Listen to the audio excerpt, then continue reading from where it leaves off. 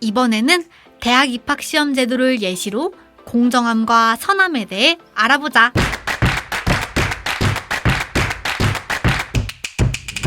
박세미의 알고 보니 인문학. 지금 시행되는 대입제도의 두 축은 수시와 정시야. 그리고 수시의 상징적인 전형은 학생부 종합전형, 정시의 대표적인 전형은 수능이지. 우리 사회에는 이를 두고 수시를 축소하고 정시를 확대해야 한다느니, 오히려 수시를 확대해야 한다느니 말들이 많아. 이와 관련해서 수험생이나 대학생을 대상으로 설문조사를 해보면 흥미로운 결과가 나와. 그건 바로 공평하기로는 학생부 종합전형이고 공정하기로는 수능이라는 거야. 이걸 나름 해석해보면 이런 말이 아닐까? 개별 학생의 능력을 여러 부문에서 다양하게 평가해 많은 학생들에게 대학 입학 기회를 준다는 긍정적인 측면에서는 학생부 종합전형이 공평하다는 의미고, 똑같은 문제를 기계가 일률적으로 평가한다는 점에서는 수능이 공정하다는 뜻이야. 그런데 수능이 이렇게나 공정한 제도라면 왜 우리 사회는 수능을 확대하지 않는 걸까? 또 공정하다고 생각하긴 하지만 정작 수능 확대에 찬성하는 사람은 왜 대다수가 아닐까? 이 의문들을 풀기 전에 먼저 공정성과 관련된 근본적인 물음을 한번 던져보려고 해.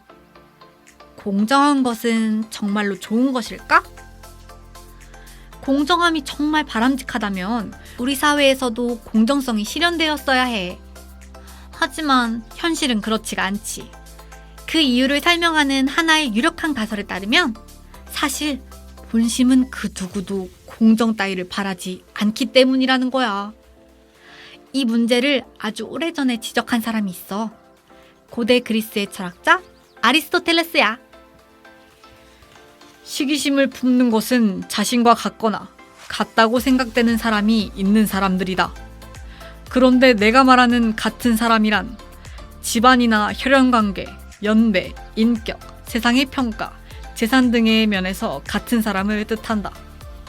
또한 사람들이 누구에게 시기심을 품는지도 확실하다. 왜냐하면 다른 문제와 함께 이미 이야기되고 있기 때문이다. 결국 사람은 시대와 장소, 연배, 세상의 평가 등 여러 면에서 자신과 비슷한 사람에게 질투를 느끼게 된다.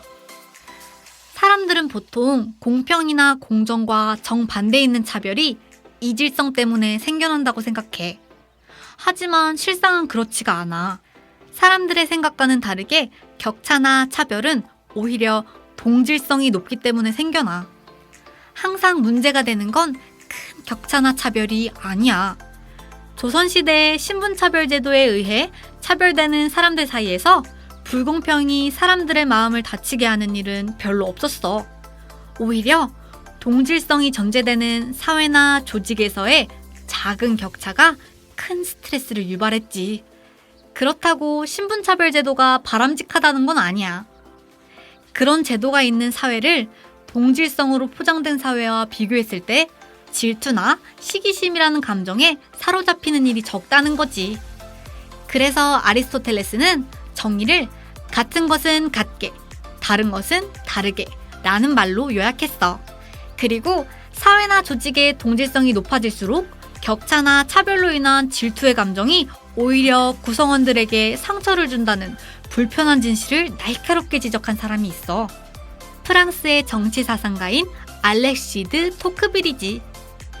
다음은 토크빌이 쓴 미국의 민주주의라는 책의 구절이야.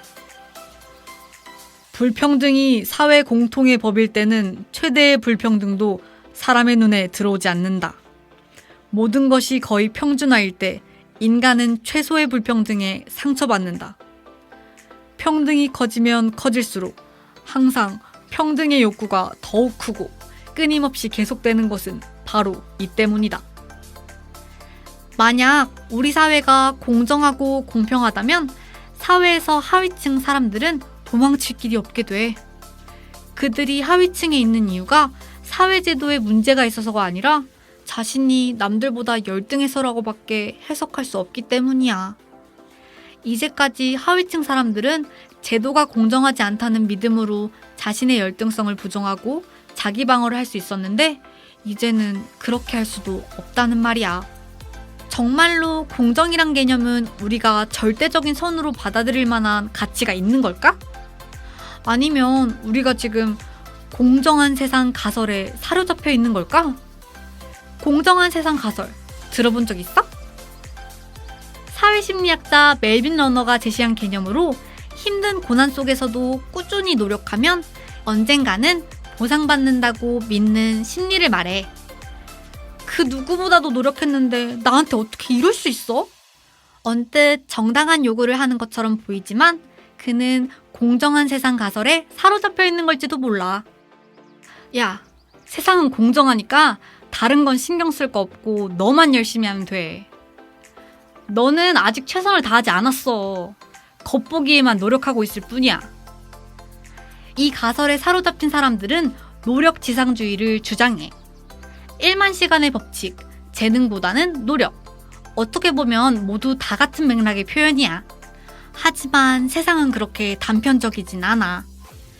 노력이 전혀 의미가 없다는 게 아니라 노력이 전부는 아니라는 거야. 세상은 결코 공정하지 않으니까. 그런 공정하지 않은 세상 속에서 노력을 한다는 건 매우 힘들지만 차이를 만들어내는 유일한 일이기도 해. 다만 아무런 근거 없이 공정한 세상 가설에만 사로잡히면 승산 없는 헛된 노력을 하게 될 수도 있어. 이제 우리가 공정함에 대해 결론을 내리자면 이렇게 말할 수 있겠다. 공정함은 절대적으로 선한 것이 아니고 공정한 세상도 현실에 존재하지 않습니다. 안녕!